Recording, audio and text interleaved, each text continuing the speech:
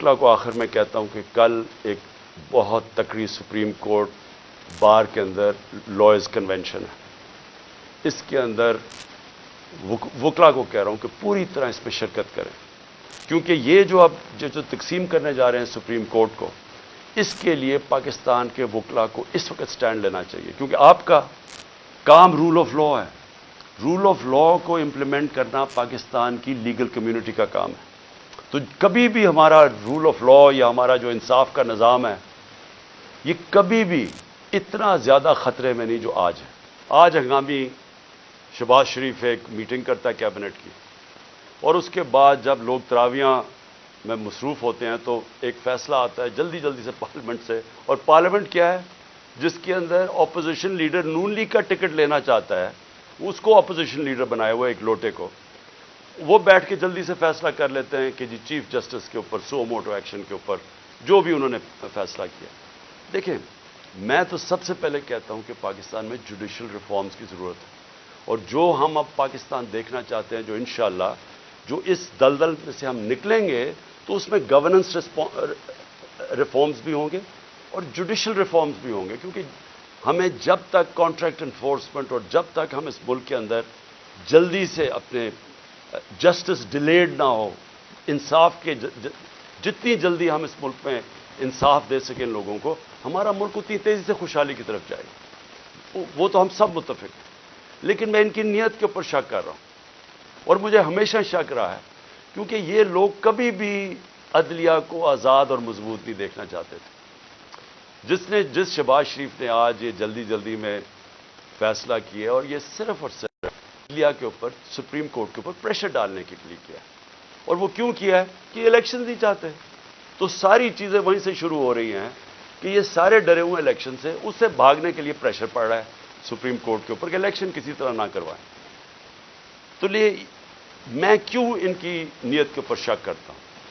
یہ وہ لوگ تھے، یہ شریف خاندان، انہوں نے سب سے پہلے 1990 کے اندر جب پلاٹس کے اوپر ان کو بلایا گیا، نواز شریف نے بڑے زیادہ پلاٹس دے دیے تھے، رشوت دی تھی لوگوں کو، پتہ نہیں پیسے اربوں روپے کے بنائے تھے. میں 1990 کی بات کر رہا ہوں. تو ایک جج نے لاہور ہائی کورٹ نے ان کے اوپر نوٹس لے لیا. تو تب بھی دوسرے ججز کو ساتھ ملا کے رشوت دے کے اس جج کو انہوں نے زیرو کر دیا تھا. اور ان کو جج وہ پسند تھے، اور ان کے ٹیلی فون کانورسیشن ہے کہ جج صاحب جناب بے نظیر کو 3 سال نہ سزا ہو بلکہ 5 سال ہو. یہ وہ ہیں جو کہ ان کی ٹیلی فون کے اوپر ججز ان کے اوپر لائن پہ ہوتے تھے. یہ وہ لوگ ہیں جنہوں نے سپریم کورٹ کے چیف جسٹس کے اوپر حملہ کیا.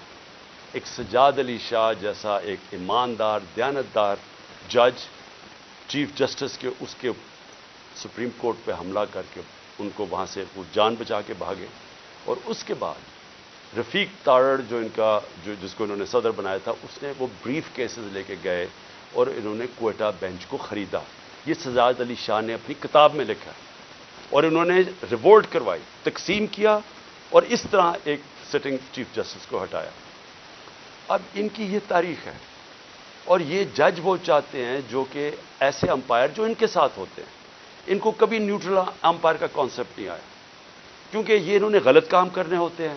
جو بھی غلط کام کرتا ہے وہ ایک آزاد اور مضبوط اور کریڈیبل عدالت کو کبھی نہیں آنے دے گا. اور انہوں نے اسی طرح ہمیشہ سارے اداروں کے اوپر اپنے لوگ بٹھائے، ان سے غلط کام کروائے. آتے ساتھ ہی شہباز شریف نے کیا کیا، اس نے اپنا ایف آئی اے کا ہیڈ اپنا بنایا. اس نے اس کی 16 ارب روپے کے کیسز تھے، 4 اس کے اندر گواہ تھے جو کہ 2 مہینے کے اندر سارے ہارٹ اٹیک سے مر گئے. جو ڈاکٹر رضوان ایف آئی اے کا تھا جس نے انویسٹیگیشن کی، اس کو ہارٹ اٹیک ہوا، وہ بھی مر گیا. تو وہ سارا ختم کروایا. 8 ارب روپے کے ان کے منی لانڈرنگ کے کیسز تھے نیب کے اندر، اس کے اندر بھی آتے ساتھ ہی پہلے اپنا آدمی رکھوایا، اور اپنا جو انہوں نے آدمی نیب کا ہیڈ لگوایا اس نے بھی آخر میں استعفیٰ دے دیا کہ میں نہیں ان کے لیے کام کرتا، یہ غلط کام کرواتے. دونوں اداروں کی کریڈیبلٹی ختم کی. نہ ایف آئی اے کی کوئی کریڈیبلٹی رہ گئی، نہ نیب کی. وہ 2 ادارے رہ گئے جو ان کا صرف اور صرف کام پولیٹیکل وکٹمائزیشن، مخالفین کے خلاف کیسے کیسز کریں. اور ان کے ساروں کے کیسز جو 30 سال سے اس ملک کو لوٹ رہے تھے، ان کے کیسز ختم ہو گئے۔ تو انہوں نے جو آج یہ جو ایک عدالت کو پریشرائز، سپریم کورٹ کو پریشرائز کرنے کے لیے اور چیف جسٹس کو کیا، ساری قوم آج، جبکہ وہ ہم سب چاہتے ہیں کہ عدالتوں کے اندر ریفارمز ہوں، لیکن ان کی نیت کے اوپر آج ساری قوم سمجھ گئی ہے کہ ان کا صرف مقصد ہے الیکشن سے بھاگنا، اور ان کی ساری جو چالیں ہیں اب چل رہی ہیں، اور ان کے ساتھ ہینڈلرز ملے ہوئے ہیں۔ مجھے افسوس سے کہنا پڑتا ہے کہ جو اپنے آپ کو نیوٹرل کہتے ہیں وہ ان کے ساتھ جا کے کھڑے ہو گئے، اور میں اس کے اوپر بھی بات میں آؤں گا کہ پھر کیسے توقع کرتے ہیں کہ جب لوگ تنقید کرتے ہیں تو وہ کہتے ہیں کہ جی دیکھیں کسی ادارے کی توہین ہوگی۔ تو جب آپ ان لوگوں کے ساتھ کھڑے ہو جائیں گے جن کو 30 سال سے پاکستانی قوم جانتی ہے، جن کی کرپشن کے اوپر کتابیں لکھی گئی ہیں، تو پھر کیسے سمجھتے ہیں کہ لوگ بھی چپ کر کے نیوٹرل ہو جائیں گے اس کے اوپر؟ اب میں دوسری چیز پہ آتا ہوں کہ جب انہوں نے فیصلہ کیا کہ ہم نے الیکشن نہیں کروانے، تو پھر انہوں نے رہنا کیسے تھا اقتدار میں؟ اس وقت جنرل باجوہ نے ان کے ساتھ مل کے جو پاکستان میں ہیومن رائٹس وائلیشن کی، میں آپ کو چیلنج کرتا ہوں کہ پاکستان کی جمہوریت کی تاریخ میں اس کی کوئی مثال نہیں ہے۔ شاید عامروں کے دوران ہو، جنرل مشرف کے دور میں جب میں اپوزیشن میں تھا، میں جیل بھی گیا 8 دن، میں نے کبھی اس طرح کی ظلم نہیں دیکھا، تشدد نہیں دیکھا جو جیلوں میں انہوں نے کیا ہے، جو یہ جنرل باجوہ نے ان کے ساتھ مل کے، جیسے ہی ہماری گورنمنٹ گئی اس کے بعد 25 مئی سے انہوں نے تشدد کرنا شروع کیا، اور وہ بڑھتا ہی گیا۔ خاص اپنا ایک آدمی لے کے آئی ہے یہاں جو کہ کاؤنٹر ٹیررزم کا ایکسپرٹ تھا، جس نے پاکستان کے شہریوں کو ایک فورن ٹیررسٹ کی طرح رکھا، ہر قسم کا تشدد کیا، سختیاں کی، سوشل میڈیا کے اوپر کی، جو اس کے اوپر بھی ابھی میں آؤں گا۔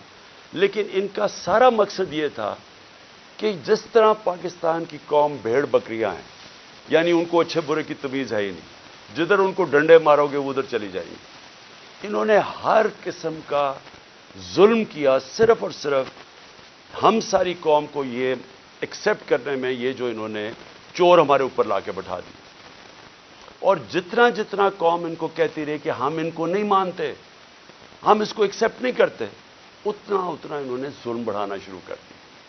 اور مجھے افسوس یہ ہے کہ جب ایسے لوگ آپ لے آئیں جن کو کوئی پتہ نہیں ہے کہ انسانوں کو کس طرح، انسانوں میں اور جانوروں میں کیا فرق ہے، جن کو سمجھ ہی نہیں ہے کہ انسانوں کو ان کے ذہن ہوتے ہیں اور ان کے دل ہوتے ہیں، ہارٹس اینڈ مائنڈز اپنے ساتھ ملا کے انسانوں کو آپ جیتتے ہیں، آپ ڈنڈے مار کے، تشدد کر کے، رات کو لوگوں کو اٹھا لیں، ان کو جا کے ننگا کریں، ان کو ماریں، ان کو ٹارچر کریں، اور پھر یہ سوچیں کہ یہ سارے جب سنیں گے کہ یہ کیا ہو رہا ہے تو لوگ سب ڈر کے بھیڑ بکریوں کی طرح لائن میں لگ جائیں گے۔ یہ پالیسی رہی ہے۔ اس لیے ہم نے اپنی ہیومن رائٹس کا جو وائلیشنز ہوئی ہیں اس کا پورا ڈوسیئر دیا، اس میں ہمیں بتایا ہے کہ ہمارے ساتھ کیا کیا ہوا۔